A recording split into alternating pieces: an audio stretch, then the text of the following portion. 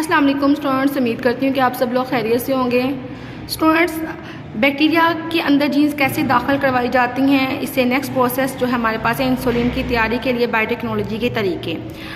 अब आपको पता है कि इंसुलिन क्या है कि ये हमारी जिस्म में पैदा होने वाली प्रोटीन है और ये पैंक्रियाज में पैदा होती है और खून में ग्लूकोज के लेवल को कंट्रोल करती है। अगर जिस्म में पैंक्रियाज जो है इंसुलिन पैदा ना करे तो ग्लूकोज का लेवल बढ़ जाता है, बीमारी डायबिटीज़ की हो जाती है और इसके लिए हमें इंसुलिन के इंजेक्शंस लगवाने पड़ते हैं।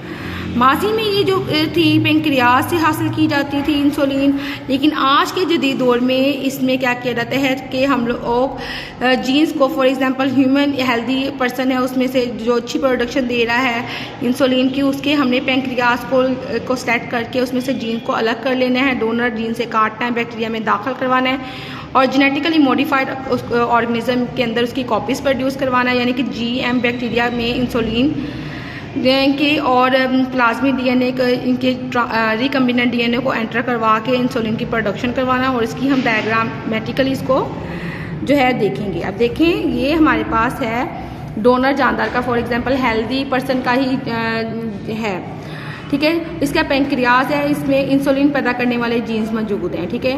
और ये DNA से काटा गया इंसुलिन का जीन है। ये बैक्टीरियल सेल है और ये क्या किया है, इसकी प्लाज्मिड को क्या करना है, मखसूस एंजाइम्स की मदद से और मखसूस जगह से काट लिया गया है। अब इन दोनों को ज्वाइन कर देना है, इंसुलिन के जीन को और प्लाज्मिड के DNA को, तो इसको हम कहेंगे ट्रांसजेनिक रिकम्बिनेंट DNA। अब इसको हमने क्या करवाना, रिकम्बिनेंट DNA को हमने बैक्टीरिया में एंटर करवाना है, तो इसको हमने कहेंगे जेनेटिकली मॉडिफाइड बैक्टीरियम। ये हो गया है।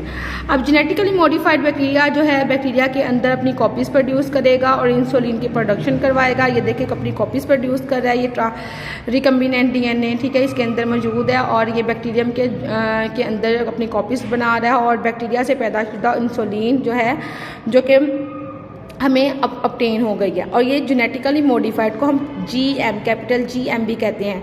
जेनेटिकली मॉडिफाइड बैक्टीरिया या GM बैक्टीरिया से हमने इंसुलिन की प्रोडक्शन करवा लिया।